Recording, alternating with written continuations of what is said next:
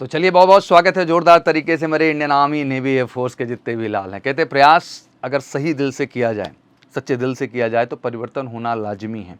और एग्जैक्टली उस परिवर्तन की हवा चल चुकी है।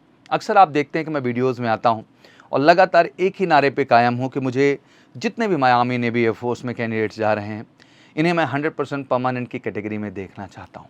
और मैं चाहता हूं कि मुझे अग्निवीर की सिलेक्शन प्रोसीडिंग से कोई आपत्ति नहीं है, मुझे इसका सिलेक्शन प्रोसीजर अच्छा लगा। बट जो हमारा रिक्रूटमेंट प्रोसीजर है, जो हमारी अर्लियर प्रक्रिया थी, वो सेम टू सेम हो। दैट मीन जिस तरीके से हर कैंडिडेट को 100% परमानेंसी में ले जाया जाता था, उनका जो पे कमीशन था वो एग्जैक्टली जिस तरीके से अर्लियर लागू था वो लागू हो। पेंशन फैसिलिटीज़ हो गई, हर तरह की फैसिलिटीज़ जो मुझे लगता है एक फ़ौजी डिज़र्व करता है इस देश के अंदर, वो फैसिलिटी उसे मिलनी चाहिए। मैं जानता हूँ गवर्नमेंट इस चीज़ को लेके बहुत सारे फिनेंशियल स्ट्रक्चर, बहुत सारी बातें करती हैं। अग्री, देश के विकास के लिए बहुत कुछ सोचना ज़रूरी है। बट मुझे लगता है कि हम जवानों के विषय में अगर उस फिनेंशियल कट के विषय में ना सोचें तो ज़्यादा अच्छा है। मुझे लगता है कि देश प्रेम एक ऐसा जज्बा है, एक ऐसा जुनून है जो किसी चीज़ से कैलकुलेट नहीं किया जा सकता है। उसको किसी भी तरह से फिनेंशियल स्ट्रक्चर में, बाउंड्री में खींचना, ये देश के लिए ठीक नहीं है और किसी भी स्थिति के लिए ठीक नहीं है। तो मैं लगातार इस चीज़ का जो है विरोध करता रहा। अग्निवीर की जो ये प्रक्रिया 25% है, मैं इसको बिल्कुल डिसएग्री करता हूँ। आज एक बिल्कुल आपके सामने विवेचना आना शुरू हो चुकी है कि आर्मी या आर्म फोर्सेस पूरा निर्णय ले रही है कि इस तरह की चीज़ें हम चाह रहे हैं। बट अभी एग्जैक्टली मैं इससे भी कन्विंस नहीं हूँ। मुझे ये एग्जैक्टली ग्राफ 100% चाहिए। हाँ ठीक है, आपके इंटरनल पैरामीटर्स हैं जिसके आधार पे आगे चल के कैंडिडेट अगर उसमें अप टू द मार्क नहीं है तो आप बाहर कर सकते हैं। बट अभी की प्रक्रिया तो 100% ही होनी चाहिए और सब कुछ वैसा होना चाहिए जैसे अर्लियर चलता है, और ये डिज़र्व करते हैं। और इस बात को मैं हमेशा रखूँगा और शायद रनिंग गवर्नमेंट्स को, या कह लीजिए कि लोगों को बहुत जल्द ये बात समझ में आ जानी चाहिए कि एक सैनिक कितनी तपस्या, कितने परिश्रम, कितने त्याग से तैयार होता है, और उस परिश्रम को सम्मान देना हम सबकी जिम्मेदारी है, गवर्नमेंट की भी जिम्मेदारी है। भारतीय सेना में संचालन दक्षता के लिए अग्निपथ योजना में बदलाव की सिफारिश की गई। हाँ, बदलाव की सिफारिश तो होगी ही, और इसकी सिफारिश नहीं होनी चाहिए। मुझे लगता है इसको समझ करके प्रॉपर लागू करना चाहिए, ये बड़ा ज़रूरी है। और जो लोग मुझे लगता है कि नेता भी बने हैं वो किसी गांव समाज से ही निकल के गए हैं, तो नहीं इसलिए ये चीज़ समझ में आती होगी कि जो है क्या एग्जैक्टली एक फ़ौजी किस तपस्या से और परिवार किस कष्ट से गुजरता है जो अपने बच्चे को वहाँ तक भेजता है।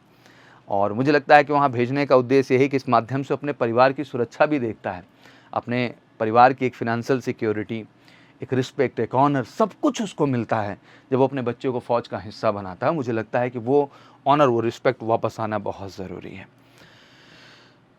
रिपोर्ट जो आ रही है लगातार कि भाई व्यापक आलोचना हुई है, आप भी समझते हो, लगातार इस चुनाव में उस चीज़ को देखने को मिला एंड उसकी समीक्षा की गई। संचालन दक्षता सुनिश्चित करने के लिए बदलाव का प्रस्ताव भी दिया गया। जैसे आपको पता है, कथित तौर पे अभी तक ये 25% की बात कर रहे थे, चलो अब नई टेक्नोलॉजी में 60 to 70% की बात कर रहे हैं। बट मैं अभी भी मैं यही कहूँगा इट शुड बी 100%, और मैं कह रहा हूँ तो एग्जैक्टली ये बात होनी है। और मैं बच्चों, आपको अच्छे से याद होगा कि हर वीडियो में मैं जब आता हूँ आपके सामने, जैसे एयरफोर्स की नोटिफिकेशन मैंने आपके सामने अपडेट की, तो मैंने बड़ा खुल के कहा आर्मी की जितनी वैकेंसीज आ रहे हैं, बच्चे फेज़ 2 के लिए जा रहे हैं, तो मैंने उनको सीरियसली कहा कि अपने पीएफटी और साइकोमेट्रिक टेस्ट पे आपको बहुत ध्यान देना है मेरे लाल, और मेडिकल पे भी उतना ही ध्यान दे के जाना है, क्योंकि आप सब परमानेंट होंगे एक दिन, ये मेरा वादा है। और एग्जैक्टली आप होंगे, और ये बात सबको बहुत जल्द समझ आ जाएगी। मैं अच्छे ढंग से ये बात जानता हूँ।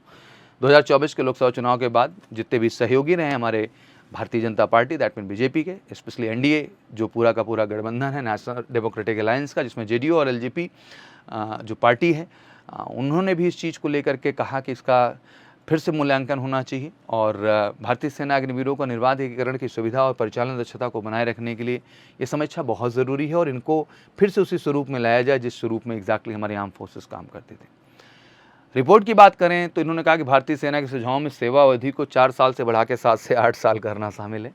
अगेन इट्स अ नॉनसेंस, मैं इस चीज़ को सपोर्ट नहीं करता, ये तो बिल्कुल कोई सेंस की बात ही नहीं है। एग्जैक्टली जब 4 साल था तो चलो कुछ ऑप्शंस की भी हम बात कर रहे थे, 8 साल बाद कौन से ऑप्शन की हम बात करेंगे, तो वो ठीक नहीं है, ठीक है ना।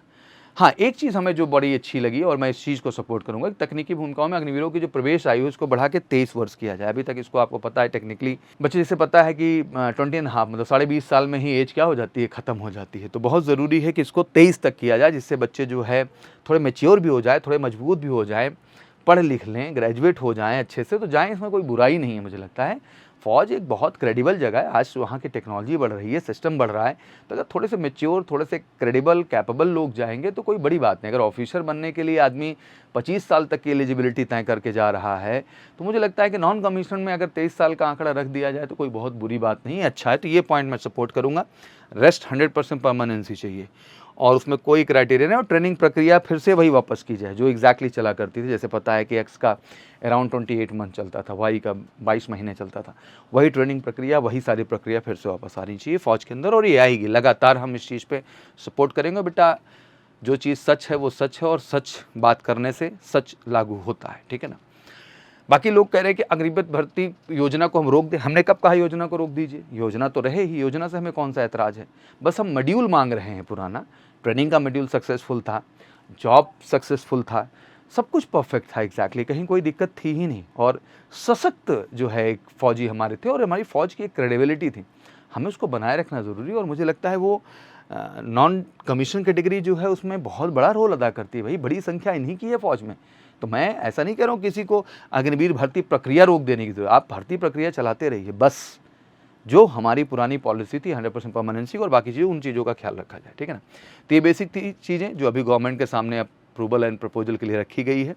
अभी फिर से डिस्कशन होंगे। 8 साल वाली बात तो कटना है, 23 साल वाली बात से अग्री हैं, और देखते हैं ये परसेंटेज कितना जाता है, क्या क्राइटेरिया चला जाता है। अभी 70 तक के प्रपोजल दिख रहे हैं, बहुत जल्दी ये प्रपोजल 100% दिखेगा, और हम इसका बिल्कुल पूरी तरह से जो है सपोर्ट करेंगे कि 100% बच्चों को परमानेंट होना है। और बेटा, आपसे भी ये कहना चाहूँगा कि आप लोग भी घबराओ मत मेरे लाल। आई नो आस पड़ोस के लोग बहुत सारी बातें करते हैं, बंद करो यार सबको सुनना। मैं तुम्हारे संघर्ष और तैयारी को समझता हूँ, और पिछले 20 सालों से मैं फ़ौज से जुड़ा हुआ हूँ, और लगातार कई सारे उतार चढ़ाव, बहुत सारी चीज़ें जीवन में देखी है।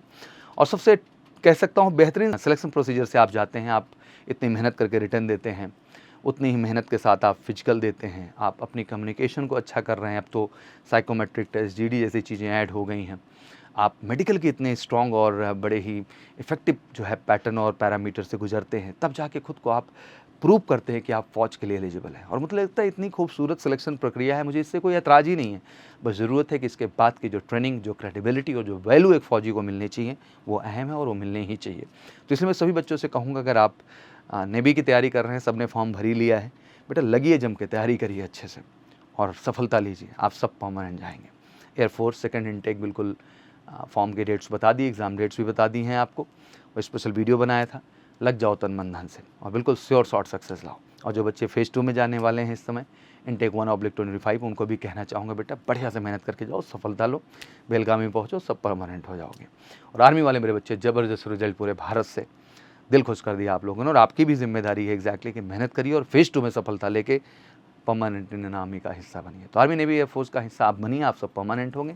हमारी दुआएं और आशीर्वाद है, और हमेशा आपके लिए स्टैंड लेता रहूँगा और सही बात को खुल के आपके सामने रखता रहूँगा। बाकी आप सब इस नए प्रोसीजर के विषय में क्या सोचते हैं, और अगर आप सहमत हैं मेरे विचार से, तो कमेंट सेक्शन में अपना ओपिनियन जरूर मेंशन करें। Thank you so much, wish you good luck, जय हिंद, जय भारत।